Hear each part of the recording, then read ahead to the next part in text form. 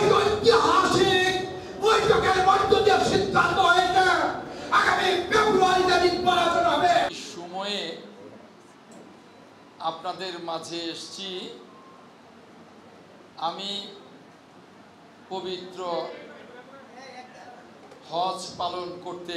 বাংলাদেশের অবিসংবাদিত নেতা শহীদ রাষ্ট্রপতি জিয়াউর রহমান যেভাবে গণতন্ত্র প্রতিষ্ঠার জন্য নিরলসভাবে কাজ করে গেছেন, ঠিক তেমনি তৎপরবর্তী সময়ে দেশনেত্রী ম্যাডাম খালেদা জিয়া কাজ করেছেন। তিনিও সারা বাংলাদেশে গণতন্ত্রের জন্য সারা বাংলাদেশ চষে বেরিয়েছেন।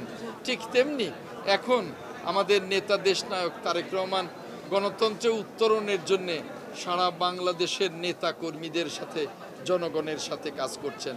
তাই আমাদের কাছে ক্লিয়ার মেসেজ হলো যে বাংলাদেশ জাতীয়তাবাদী দল এবং তার অঙ্গ সংগঠনে রাজনীতি করতে হলে কোনো ধরনের নিয়ম শৃঙ্খলা বিরোধী কোনো কাজ করা যাবে না, কোনো ধরনের চাঁদাবাজি, টেন্ডারবাজি, অনিয়ম, অনৈতিকতার আশ্রয় নেওয়া যাবে না। তাহলে বাংলাদেশ জাতীয়তাবাদী দল থেকে শুধু বহিষ্কৃতই হবে না, তাদেরকে আইনের আওতায় তুলে দেয়া হবে। আমরা একটি দুর্নীতিমুক্ত, একটি সুশৃঙ্খল, একটি গণতান্ত্রিক বাংলাদেশের জন্যে আমাদের নেতা তারেক রহমানের নেতৃত্বে আমরা কাজ করছি। এই জুলাই আগস্ট অভ্যুত্থান একটি দীর্ঘ আন্দোলনের ফসল।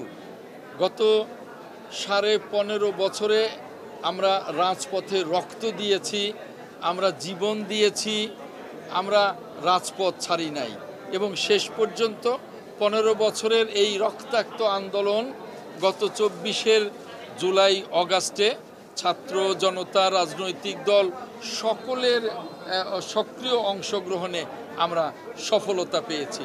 সেখানে বিএনপির এবং বিএনপির অঙ্গ সংগঠনগুলোর উল্লেখযোগ্য অংশগ্রহণ ছিল।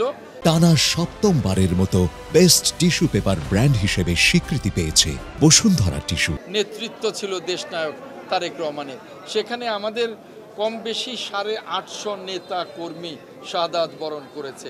তাই এই জুলাই আগস্ট অভ্যুত্থানের আমাদের অনেক বড় রকমের ত্যাগের কারণেই আমরা এটাকে চিরদিন স্মরণ রাখতে চাই।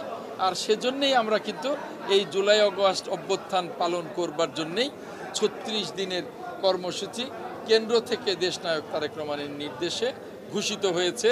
এই গতকালকেই আমরা এই 36 দিন পালন করব এবং এই অভ্যুত্থানের মধ্য দিয়েই গণতন্ত্র উত্তরণের জন্য আগামী নির্বাচন যাতে জনগণের অংশগ্রহণে একটি সফল, অবাধ এবং নিরপেক্ষ নির্বাচন হয়, সেজন্যে আমরা কাজ করব।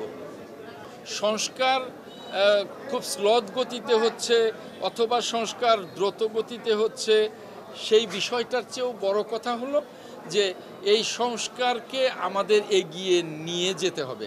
কারণ সংস্কার ছাড়া এই যে অতীতের যে ফ্যাসিবাদী সরকারের জরা জীর্ণ বাংলাদেশ, এই বাংলাদেশকে আধুনিক বাংলাদেশে, নতুন বাংলাদেশে, সমৃদ্ধ বাংলাদেশে এবং বিশ্বের সাথে তাল মিলিয়ে একটা উন্নত বাংলাদেশের অগ্রযাত্রায় যেতে হলে আমাদের অবশ্যই সংস্কার প্রয়োজন।